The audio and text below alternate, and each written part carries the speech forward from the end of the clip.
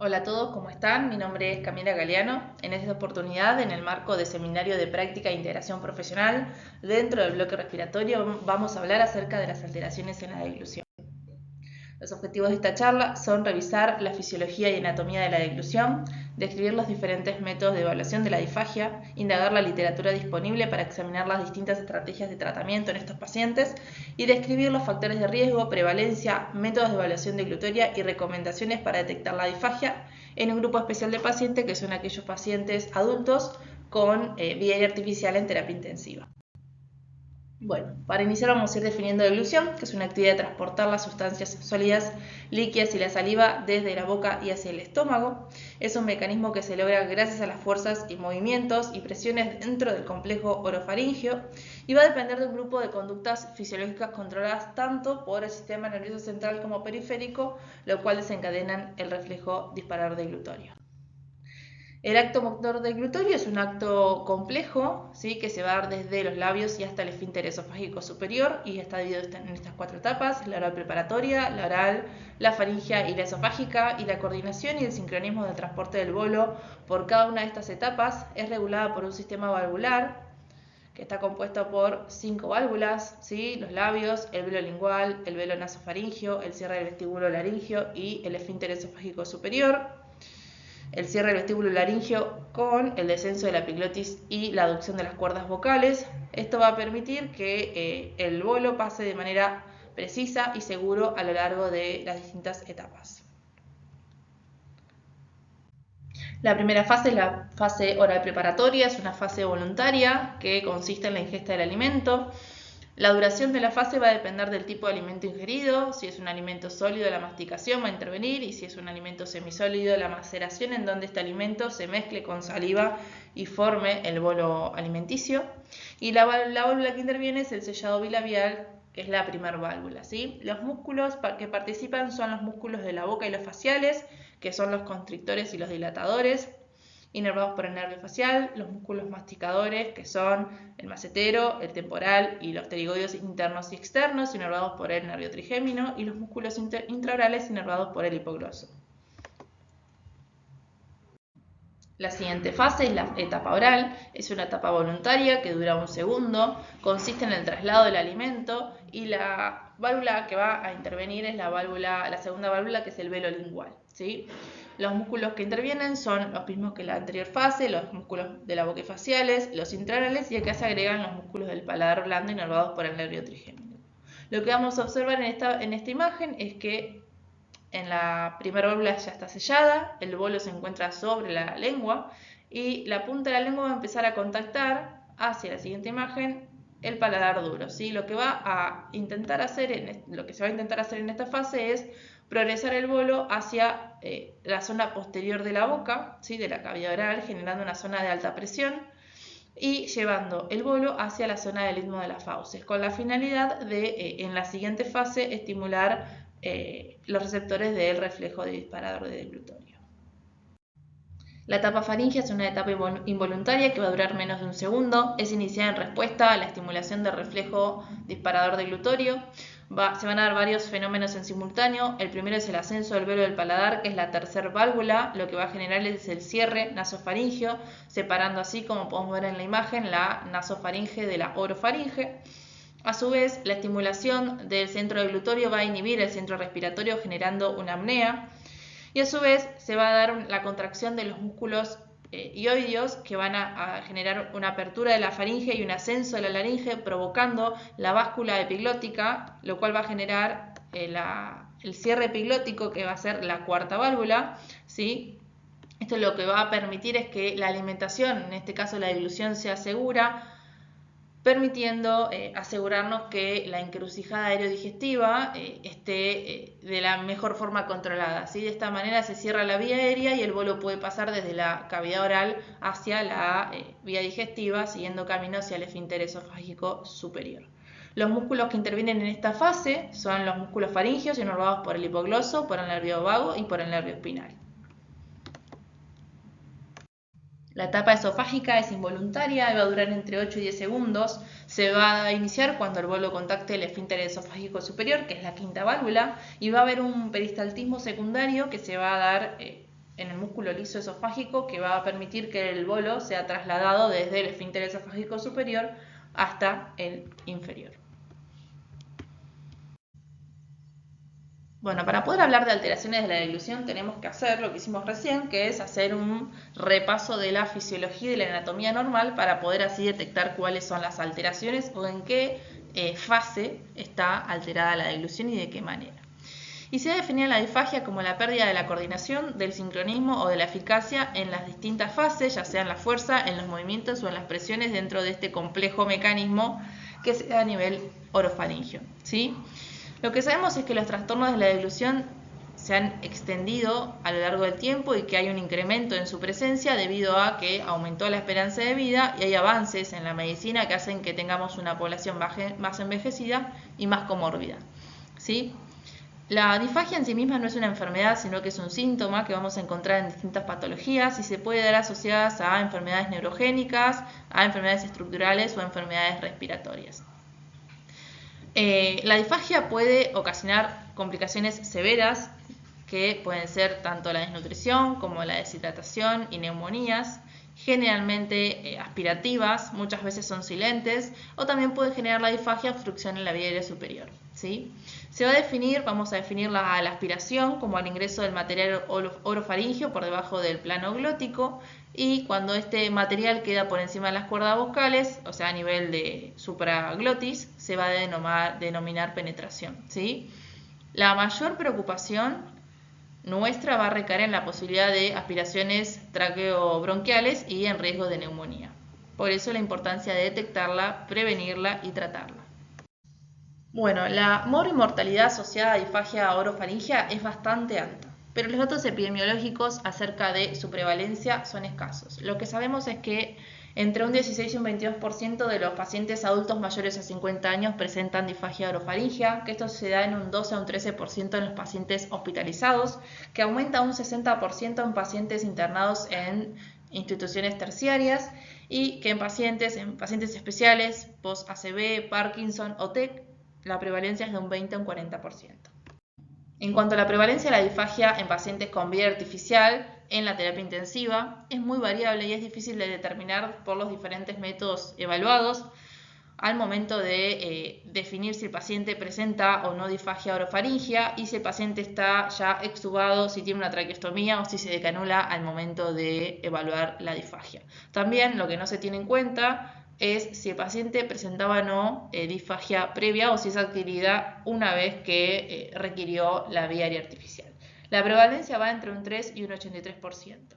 Lo que podemos observar en la siguiente imagen es que hay distintos estudios que analizan la disfagia posterior a una vía aérea artificial y va a depender mucho del tipo de centro, si es un centro de agudos o si es un centro de crónicos, si son unidades posquirúrgicas o médico-quirúrgicas o si son unidades de pacientes neurológicos, en donde se va a ver acá el tipo de terapia intensiva, los pacientes que fueron traqueostomizados o que fueron intubados, así que va a ser el tipo de vía aérea que el paciente presenta, pero lo más importante acá me parece es el tipo de patología, si son pacientes neuroquirúrgicos, si son post-trauma, si son pacientes de una UCI médica, ¿sí? Y van a ver que la prevalencia de la disfagia es muy diferente, si va de un 5% a un 93%, y algo importante es el momento de evaluación, no es lo mismo evaluar en las primeras 24 horas que 5 días posteriores a la retirada de la vía aérea artificial.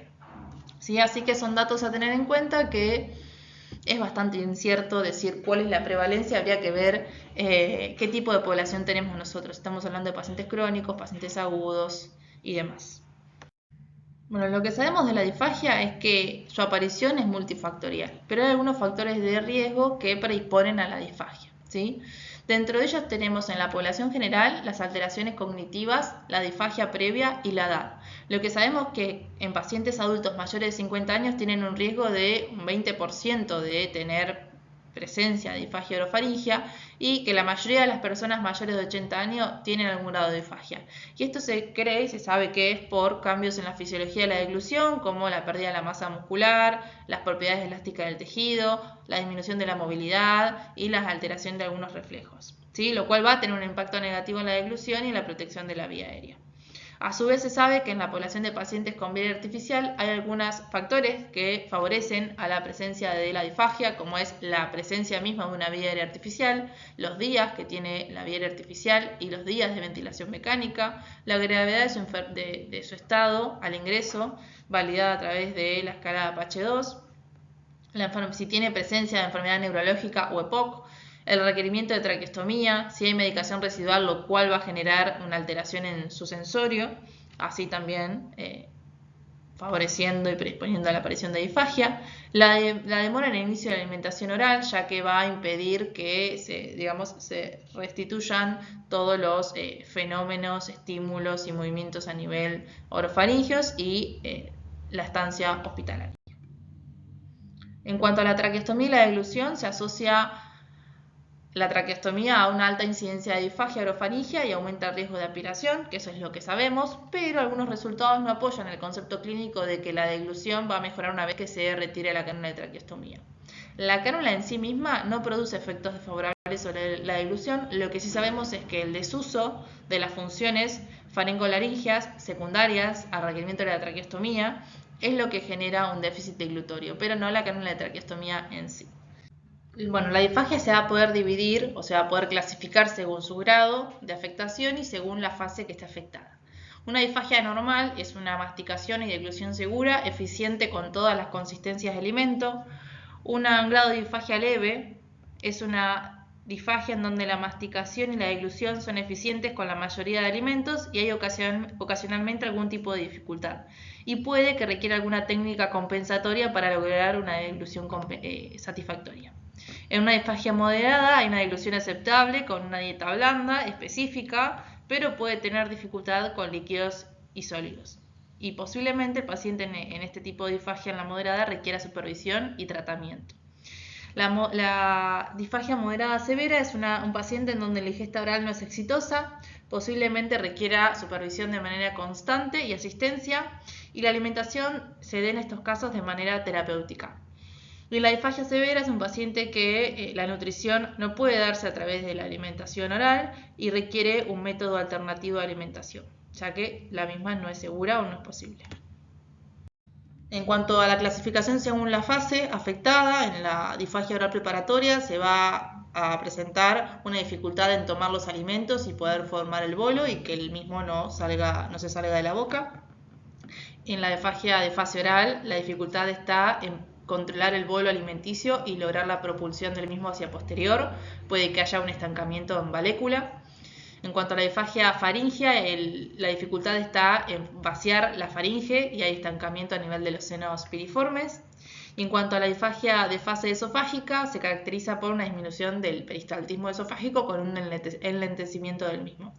Lo importante saber es que es posible que haya más de una etapa deglutoria afectada y puede que se den distintos grados de severidad. Los síntomas de las disfagias son variables, pueden ser tos o ahogos, cambios en la tonalidad de la voz, arcadas, regurgitación nasal, incapacidad para mantener los labios juntos, pobre control de la lengua y dolor al tragar, dificultad para masticar y para trasladar el bolo, babeo o dificultad para mantener el bolo alimenticio dentro de la boca, pérdida de peso, aumento de secreciones y neumonía a repetición. Es importante, ahora vamos a ver en la evaluación, pero tener presente estos síntomas para también solicitar una evaluación por parte de un especialista, ¿sí? Más allá de la evaluación clínica que nosotros podamos hacer, es importante poder ir identificando en la población de pacientes que nosotros atendamos estos distintos síntomas. Bueno, en cuanto a la evaluación, contamos con métodos de evaluación clínica y estudios complementarios. En muchos casos, los hallazgos que se encuentran en una evaluación clínica son consistentes con el diagnóstico previo o con la sintomatología previa y puede ser suficiente para poder hacer un diagnóstico y establecer un plan de tratamiento efectivo. En otras oportunidades es necesario complementar con algunos exámenes como puede ser la videoendoscopía o la videofluoroscopía, que es la videodeglución, para un diagnóstico.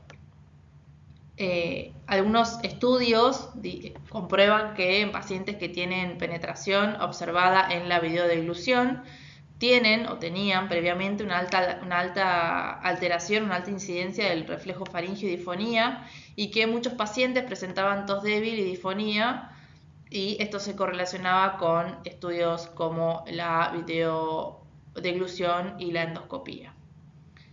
La radiología va a detectar la aspiración no descubierta en los exámenes clínicos en un 42 o un 60% de los casos de los pacientes, y otros estudios que comparan la evaluación de la videoendoscopía con la videodeglución revelan que ambos estudios son igual de sensibles para identificar la aspiración. ¿Qué es lo importante de esto? Que la clínica se va a correlacionar con resultados en los estudios complementarios, ¿sí? Y que no es superior un estudio sobre otro, aunque ahora vamos a ver en detalle que evalúan algunas cosas distintas, ¿sí? Algunas fases de la deglución o algunos daños estructurales o funcionales pueden o no verse con un estudio u otro.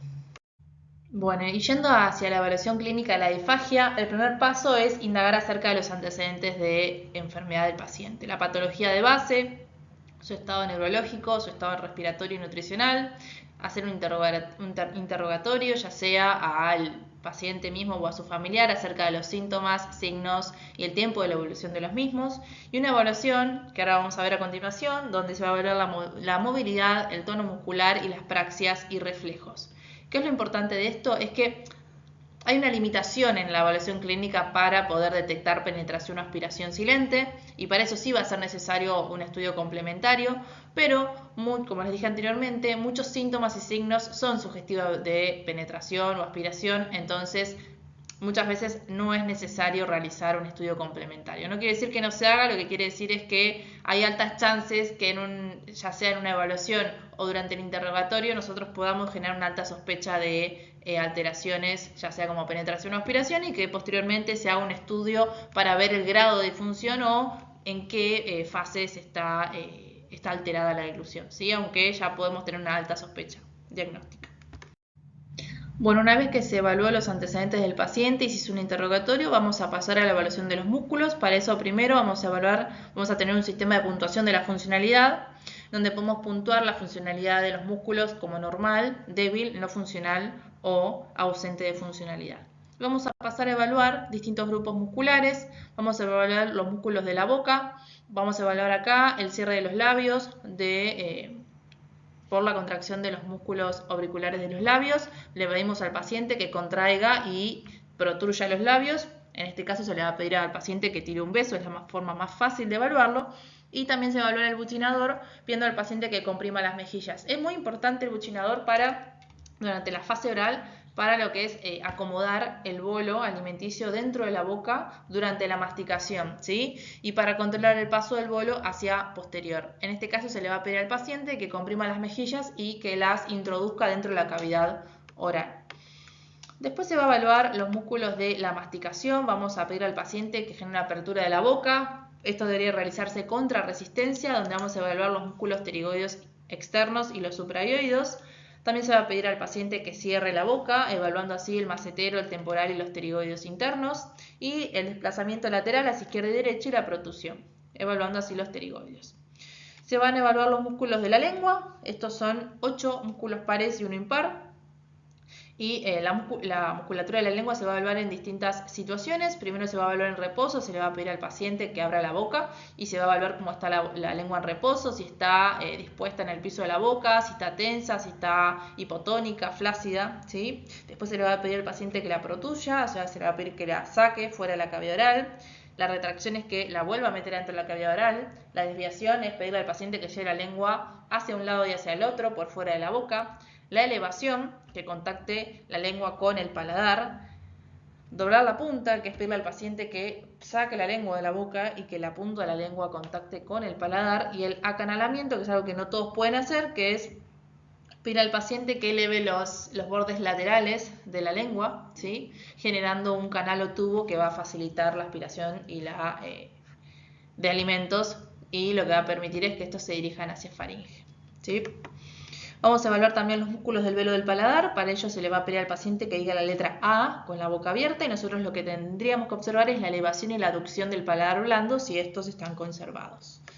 También se le va a pedir al paciente que diga la letra A, y nosotros vamos a tener que observar en la pared posterior de la faringe una contracción con una elevación, así evaluando los músculos de la laringe.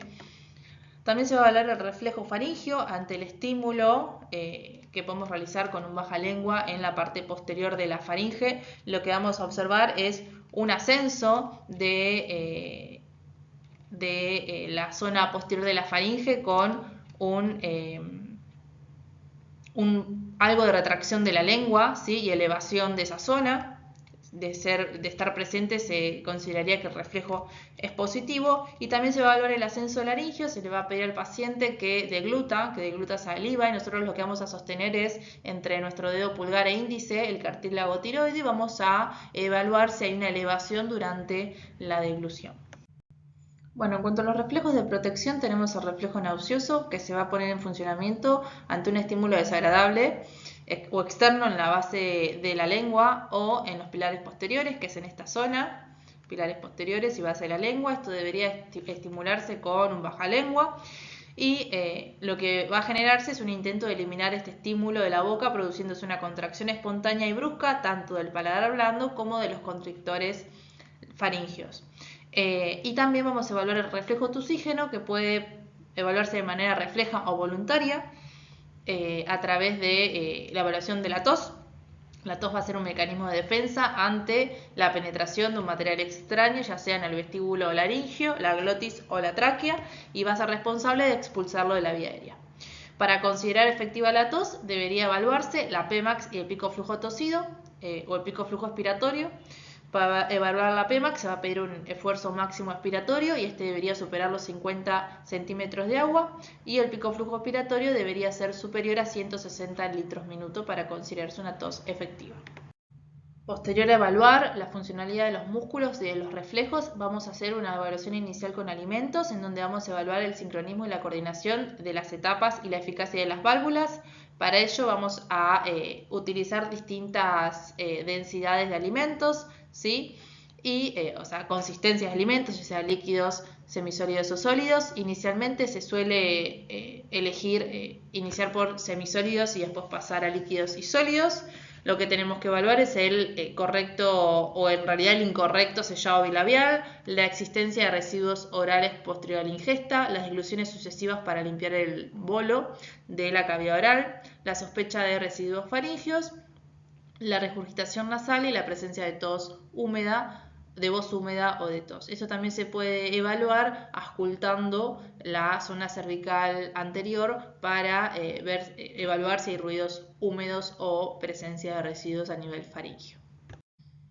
Bueno, las pruebas de screening son pruebas que suelen usarse para detectar la disfagia, y si se detectan, se complementan con evaluaciones clínicas y, si es necesario, estudios complementarios. Ayudan a fortalecer la toma de decisiones porque son accesibles y fáciles de usar, y el resultado que tenemos es inmediato, pero hay que tener en cuenta que son predictivas y no diagnósticas.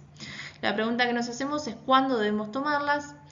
Esto va a depender de la población estudiada. En pacientes que no tienen alteraciones previas de la deglución o que no requirieron algún tipo de vía artificial, podemos evaluarlo en el momento en el que detectamos signos clínicos de alteraciones de la deglución.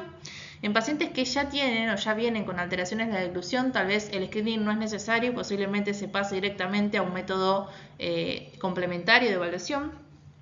Y en pacientes que ya tuvieron o que recientemente tuvieron requerimientos de intubación orotraqueal y de traqueostomía, que fueron recientemente extubados o están en proceso de canulación o decanulados, es importante saber que posiblemente cuanto antes se realice la evaluación, más chances hay de que las pruebas sean fallidas. Así que sabemos que el tiempo que se demore hasta la evaluación podría ser necesario para encontrar un resultado positivo, ya que hay un tiempo para la recuperación de los mecanismos de protección de la vía aérea. Esto es importante de saber para poder también comprender que podemos esperar un periodo, generalmente entre las primeras 24 y 72 horas, para esperar a la recuperación de estos procesos, ya sea por edema, alteración de la competencia laríngea o laceración de las cuerdas vocales. Hay pacientes, como los pacientes neurológicos, que esto puede demorar hasta 7 días, así que no nos sorprenda encontrar pruebas positivas en pacientes que tuvieron una vía aérea artificial reciente. En cuanto a cómo, no sabemos cuál es la prueba de screening que más nos puede ayudar a la toma de decisiones, pero tenemos distintas pruebas disponibles. Una es la prueba de vaso de agua, que es una prueba muy utilizada porque es rápida, fácil, es simple de interpretar, tiene una alta sensibilidad pero una baja especificidad y consta en pedirle al paciente que ingiera, que beba 90 mililitros de agua sin interrupción, y para poder detener la prueba, considerarla positiva, para broncoaspiración es cuando hay presencia de tos, ahogo o cambios en la voz, durante la prueba o al minuto de terminarla. También tenemos el protocolo de deglución de Yale, que es la prueba del vaso de agua, pero con algunas valoraciones previas en donde se va a valorar el estado cognitivo y la capacidad de alerta del paciente, solicitándole que responda algunas preguntas y algunos comandos verbales, y además se va a evaluar el cierre de los labios y la movilidad lingual y la simetría facial. El resultado posible es que pasa o que falla. Va a pasar cuando puede beber ininterrumpidamente los 90 mililitros de agua sin signos de alteración o de broncoaspiración, considerándose la deglución como una deglución segura, sin alteraciones, y va a ser una prueba fallida cuando no pueda beber el contenido de los 90 mililitros o presente tos o ahogos durante la prueba. Este protocolo de Yale después se evaluó en pacientes post-extubación, en pacientes que tuvieron intubación prolongada mayor a 48 horas, y se vio que tuvo una mayor sensibilidad y especificidad que la prueba del vaso sola en pacientes post-extubación, aplicándose dentro de las primeras 24 a 48 horas post-extubación. Lo que se tenía en cuenta era ver la presencia de que el paciente esté alerta, de que su estado respiratorio sea óptimo, siendo capaz de permanecer sin CPAP o BiPAP durante al menos 15 minutos y manteniendo una saturación mayor a 90 o una reducción del 10% de su basal sin requerimientos de máscara de Venturi con una frecuencia menor a 30. ¿Sí? Si todo lo anterior estaba óptimo, se podía considerar realizar la evaluación con la prueba de vaso de agua. Y bueno, se evaluaba si había presencia de dificultad al tragar, tos húmeda, tos y demás. Después tenemos y esto se evaluó en pacientes intubados. El GUS, que es un test diseñado para pacientes, o sea, está validado en pacientes post-ACV y va a constar de 2 instancias. Inicialmente es una instancia indirecta que evalúa la capacidad de alerta del paciente, ¿sí? Si está vigil o no. Se va a evaluar la tos y el carraspeo, si es voluntaria y si puede hacerlo o no, y la deglución de la saliva, ¿sí? Si es exitosa, si tiene cialorrea o si tiene cambios en la voz. Tiene un puntaje total y si esto da 5 o más, podemos pasar la total de 5 es el puntaje máximo. Si llega a 5, podemos pasar a la segunda parte, que es la prueba directa de deglución. Si el paciente presenta entre 1 y 4, tenemos que investigar a fondo qué trastornos puede haber sin avanzar a la ingesta de alimentos. La parte 2 es una prueba directa que se administra en 3 consistencias de alimentos: semisólidos, líquidos y sólidos. Primero se evalúan los semisólidos y se evalúan en orden. Lo que se va a evaluar es si la deglución es posible o si está retrasada o si es exitosa, si presenta tos durante la ingesta, si presenta cialorrea o cambios en la voz. A mayor puntaje, mejor situación, mejor pronóstico. Si da 5 con semisólidos, podemos pasar a evaluar líquidos y así hacia sólidos, ¿sí? Resultado final, el máximo va a ser 20 puntos. Si el paciente presenta menor a 9, se considera una disfagia severa con alto riesgo de aspiración, ¿sí? Y si presenta al menos 5 de puntaje en cada consistencia, es la consistencia que el paciente puede ingerir, ¿sí? Tiene una alta sensibilidad, un 100%, y es fácil de tomar y de interpretar. También contamos con esta escala modificada, que es similar. Se usa en pacientes post-extubación, aunque este también se puede usar en pacientes post-extubación, y lo que se hace es dar 3, 5, 10, 20 y 50 mililitros de agua, evaluando los signos clínicos de alteración de la deglución y de la seguridad de la misma, y se va a suspender lo mismo si se encuentra cambios en la voz, tos y demás.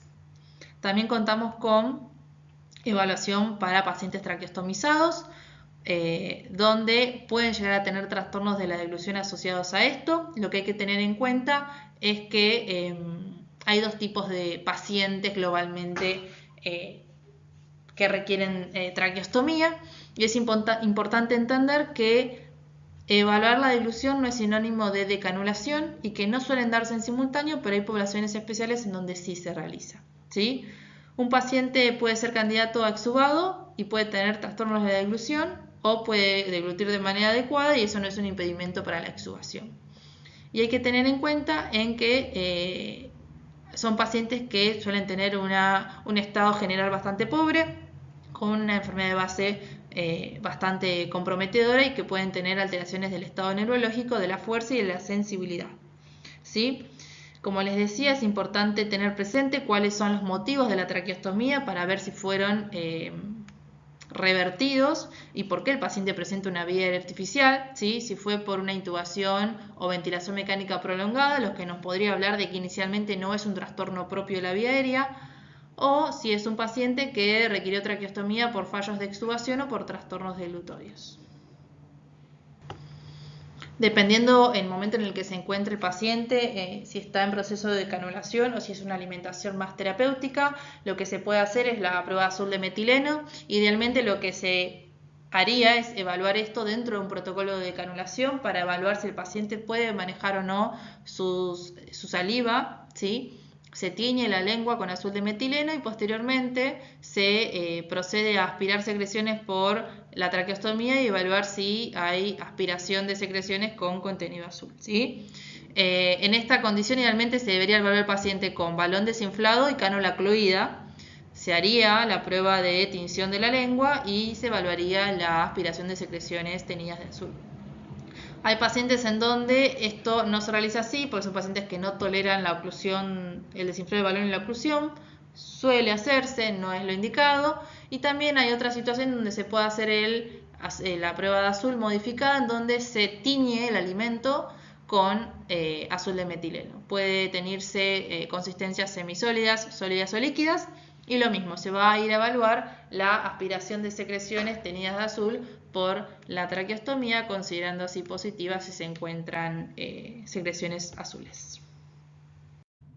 Bueno, en cuanto a los estudios complementarios, contamos con la videoendoscopía diagnóstica de la deglución, que se va a realizar mediante el uso de una fibra óptica flexible que se va a introducir por la vía nasofaringea u orofaringea, que va a estar conectada a una microcámara que permite realizar una evaluación anatómica, que esto lo vamos a ver a través de una pantallita. Vamos a evaluar una evaluación tanto anatómica como funcional de la deglución. Vamos a poder evaluar las distintas etapas deglutorias, poder evaluar la caída prematura del alimento o de la saliva, el estancamiento del alimento en lugares de retención como la valécula, los senos piriformes. Podemos evaluar la sensibilidad laringea, los distintos reflejos, el movimiento cordal y la presencia de estenosis y granulomas.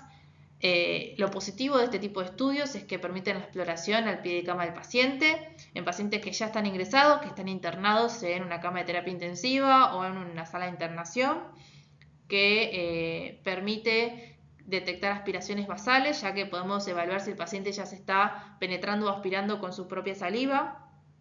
Y también permite la reevaluación, ya que es una técnica que no irradia al paciente, distinto al método que vamos a ver a continuación.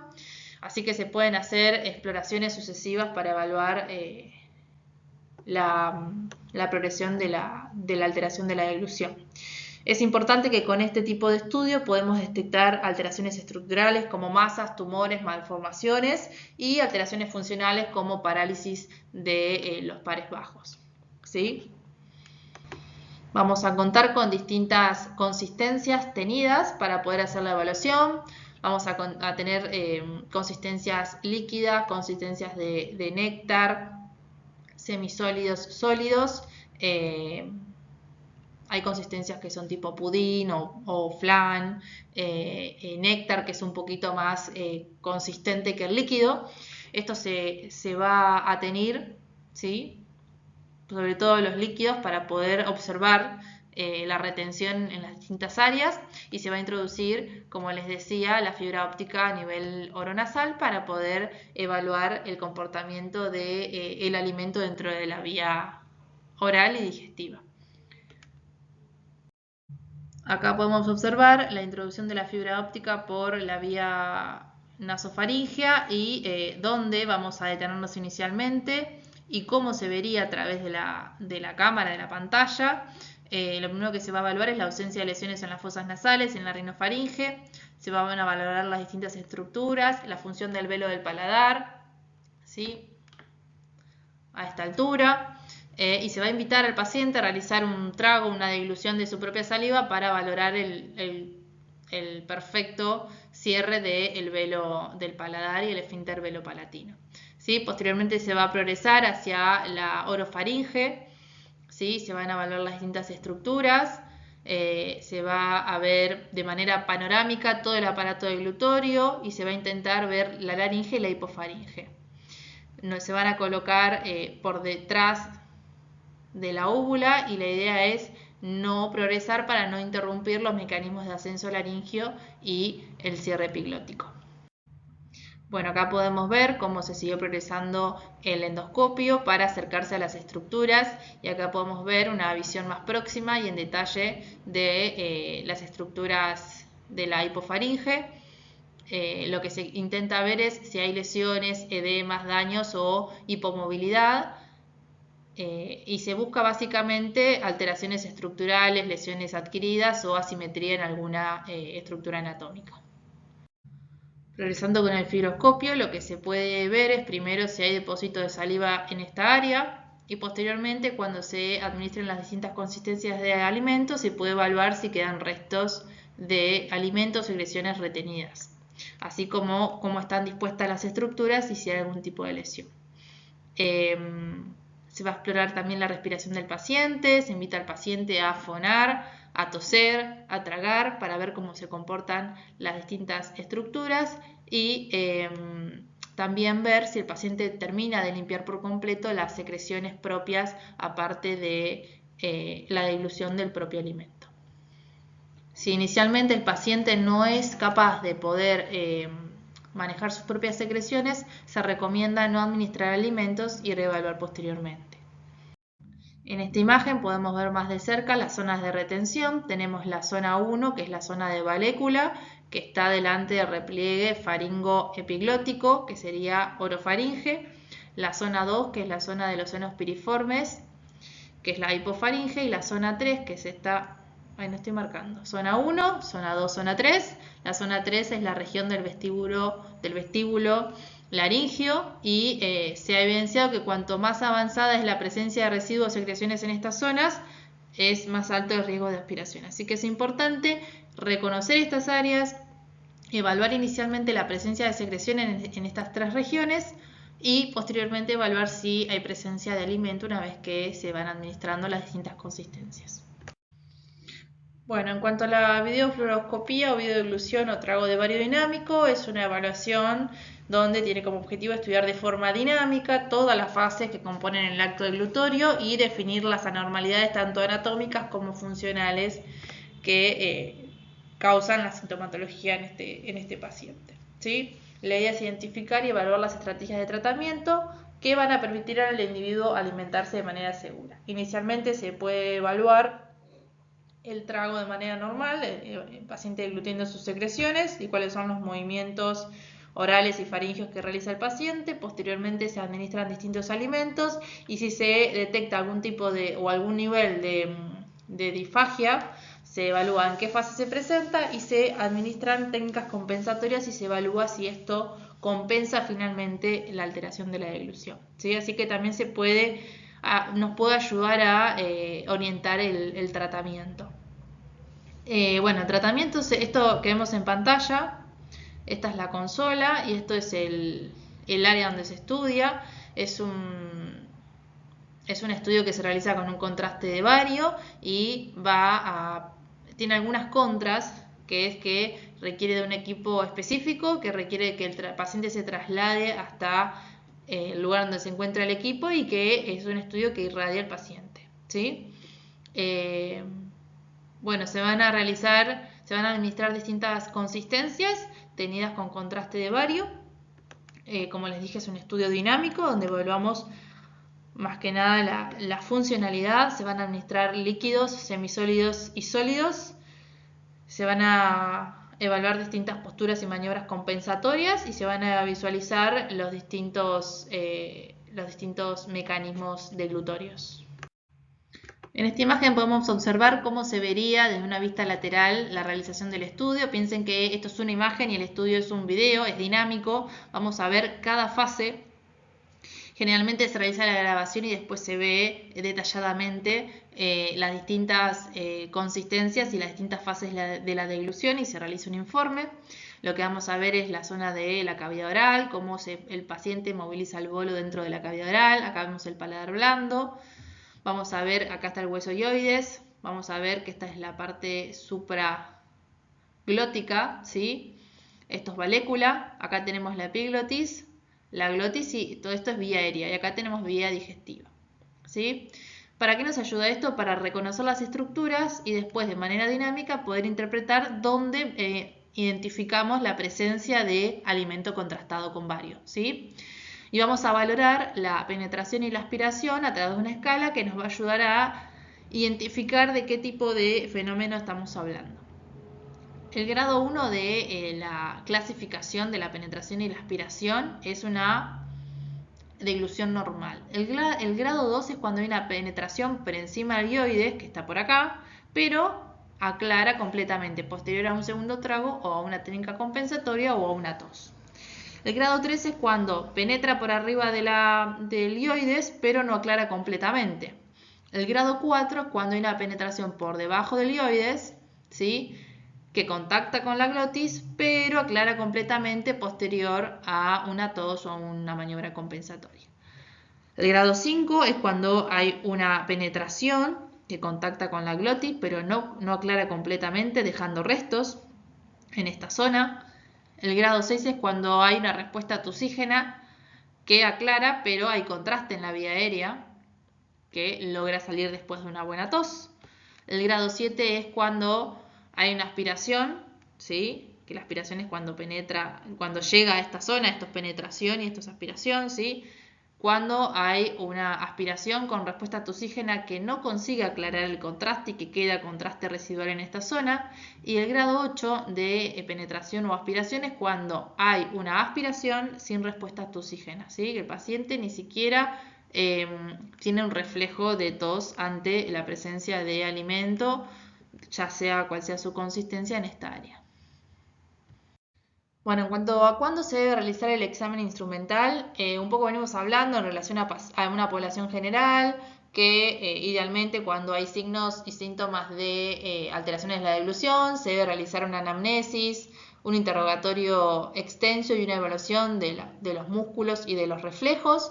Si hay una sospecha clara de alteraciones de la disfagia, se puede ir directamente a un estudio complementario o se puede hacer un screening que nos va a ayudar a tener un acercamiento a reconocer si hay riesgos o no de alteraciones de la deglución. En pacientes que tuvieron vía aérea artificial, es posible que tengan una indicación más clara de realizar un examen complementario.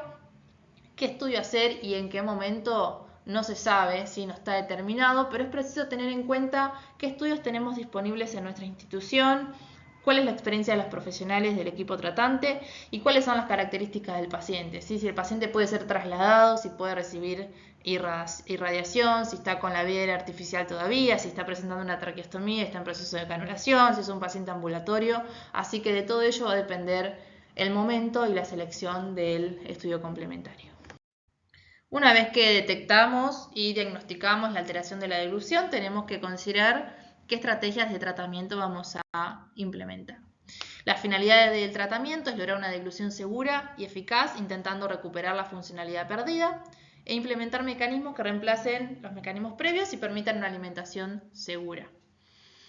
Esto va a ser en relación a lo que uno detectó en las distintas evaluaciones, ya sean clínicas o valoración a través de estudios complementarios, y nos vamos a plantear estrategias de tratamiento en relación a lo encontrado, generando un programa de reeducación deglutoria que busque compensar la funcionalidad de las estructuras que causan la disfagia, ¿sí? Para eso se va a generar un tratamiento de rehabilitación para lograr esta deglución segura y eficaz, intentando recuperar los distintos mecanismos, ¿sí?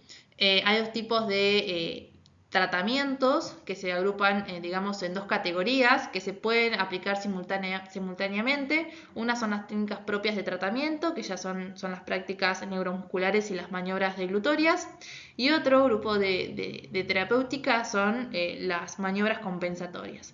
¿sí? Hay técnicas de incremento sensorial, de alimentación terapéutica y de cambios posturales que vamos a ver a continuación.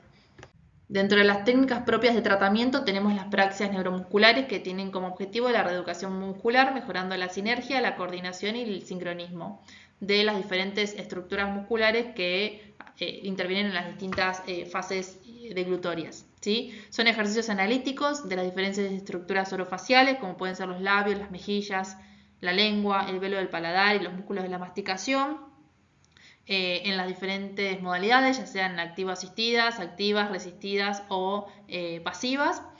Y también se pueden realizar elongaciones manuales intraorales de los diferentes músculos como la lengua, los buchinadores y el auricular de los labios, y lo que buscan son ejercicios analíticos dirigidos a las distintas estructuras que están en déficit.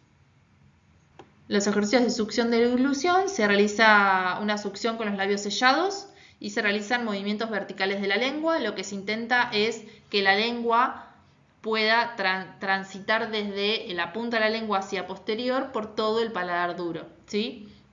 Esto va a facilitar el reflejo disparador deglutorio y el tránsito hacia posterior de la saliva. Está recomendado en pacientes con poco control de las secreciones orales, y también se puede realizar este estímulo colocando un dedo dentro de la cavidad oral y pidiéndole al paciente que succione y que contacte toda la lengua con nuestro dedo.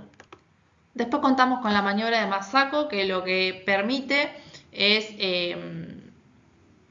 realizar contracción de la musculatura faríngea, ¿sí? Se le va a pedir al paciente que coloque su lengua entre los dientes y que realice un trago, y eso va a mejorar la contractilidad faríngea, inhibiendo que la lengua se movilice, que genere una catapulsión. Entonces eso estimula la contracción de la faringe.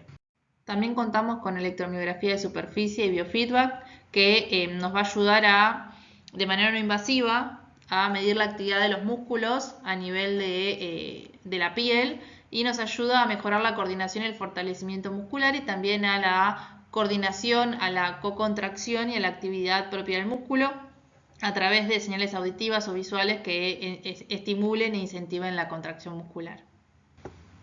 También se pueden realizar ejercicios de terapia incentivadora respiratoria, ya que van a tener como finalidad aumentar las capacidades pulmonares y aumentar la capacidad pulmonar total. Esto va a ayudar a mantener la presión subglótica más alta, y también va a ayudar a que los flujos inspiratorios y expiratorios sean más elevados,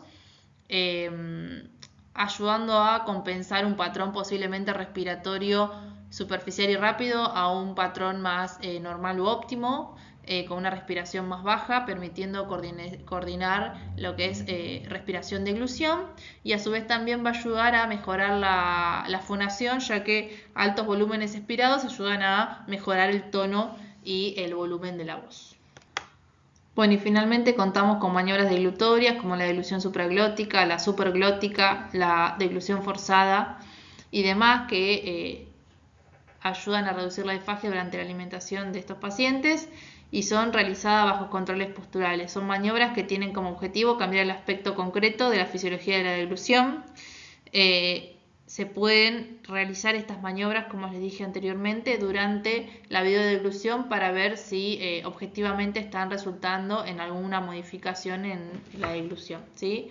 Se les va a pedir al paciente que deglutan determinadas condiciones, generando algún tipo de resistencia o asistencia, por ejemplo a nivel laringea, o contracción de los músculos del piso de la boca o del cuello, lo cual va a favorecer la coordinación y la contracción muscular. Bueno, en simultáneo con las técnicas propias de tratamiento, o si ellas no dieron resultados, se pueden realizar técnicas compensatorias. Una de ellas descritas son las técnicas de incremento sensorial, que lo que van a buscar como estrategia es dar un estímulo sensorial previo al intento deglutorio. Entonces van a alertar al sistema nervioso central, disminuyendo el umbral de los centros y estimulándose de manera más fácil, favoreciendo el gesto deglutorio. Esto se puede hacer a través de distintos mecanismos, y sobre todo se va a realizar y se va a indicar en pacientes que tengan retraso del reflejo disparador deglutorio. Se puede hacer una estimulación térmica con frío, por ejemplo. En cuanto a los sabores ácidos disminuyen el umbral y favorecen la estimulación del centro disparador deglutorio, así que se puede hacer un estímulo con limón, por ejemplo. Y la estimulación intra o extraoral puede ser ya sea con vibración, contacto o con diferentes texturas. Otras estrategias con las que contamos son la alimentación terapéutica. Lo que se va a intentar ver es qué consistencia representa una dificultad para el paciente e intentar adaptarla. Se pueden usar espesantes para espesar ya sea un líquido hacia una consistencia más de néctar o jarabe, o a un semisólido también agregarle espesantes y darle más solidez. A su vez también se dan una serie de recomendaciones acerca de cómo alimentar de manera terapéutica, y en líneas generales todos los pacientes deberían posicionarse entre 60 y 90 grados la cabecera y con una flexión anterior para una dilución segura. Mantener al paciente sentado al menos 1 hora después de comer para permitir que termine su digestión y que no haya riesgos de broncoaspiración. Tomarse el tiempo necesario para alimentar al paciente, minimizar las distracciones, que el paciente no esté mirando la tele o no esté fonando mientras está siendo alimentado. Adoptar adecuadas técnicas posturales, ya sea que el paciente esté correctamente sentado en la cama, que tenga los brazos libres, que tenga la espalda correctamente apoyada en un respaldo, y contar con utensilios adaptados si el paciente lo necesita a la hora de comer. En cuanto a la modificación de volúmenes y consistencias, es un poco lo que les decía. Es importante el tema de los volúmenes. Hay pacientes que no manejan volúmenes amplios, ya que genera demasiado depósito a nivel de la faringe, y hay otros pacientes que con muy poco volumen de alimento no llega a generar un disparo del reflejo, entonces requieren consistencias mayores para poder tener una alimentación adecuada. Tengan en cuenta que la viscosidad del alimento disminuye la posibilidad de penetración o aspiración, y que al mismo tiempo tanto la consistencia como el volumen va a generar una mayor o menor velocidad en la ingesta y en la formación del bolo, lo cual puede, si es demasiado líquido o demasiado grande, ir demasiado rápido hacia la parte posterior de la cavidad oral, no llegando a estimularse correctamente el reflejo disparador deglutorio y favoreciendo las alteraciones de la deglución o las posibilidades de penetración o aspiración.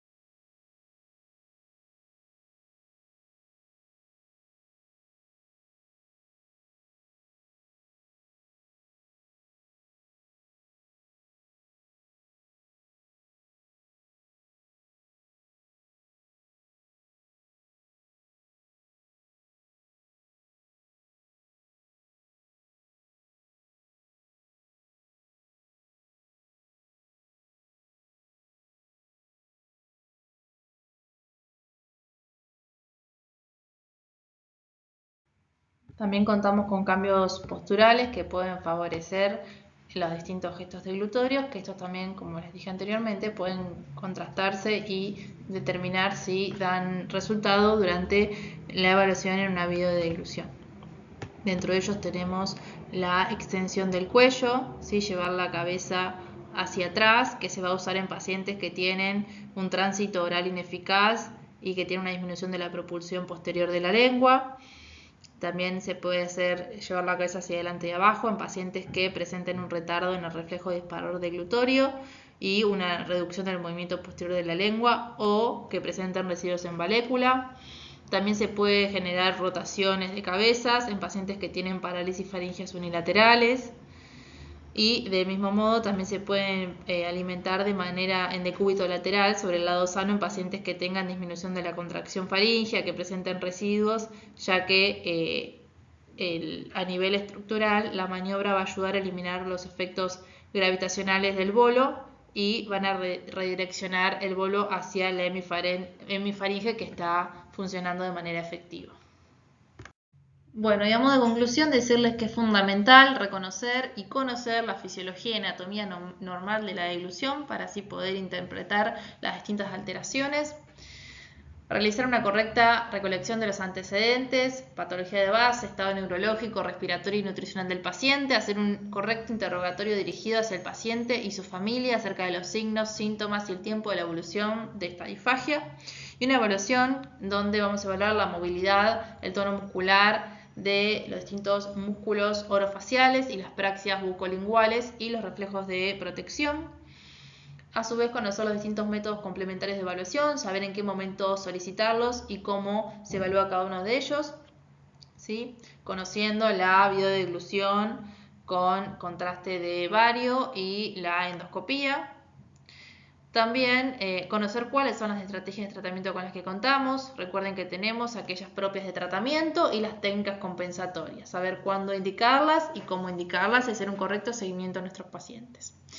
Les dejo un link en donde van a poder encontrar los distintos métodos complementarios de evaluación. ¿Sí? Van a poder ahí ver algunos videitos para ir familiarizándose con las alteraciones. Y bueno, cualquier duda o consulta, estamos hablando pronto, me pueden consultar al mail. Les dejo un beso y hasta la próxima.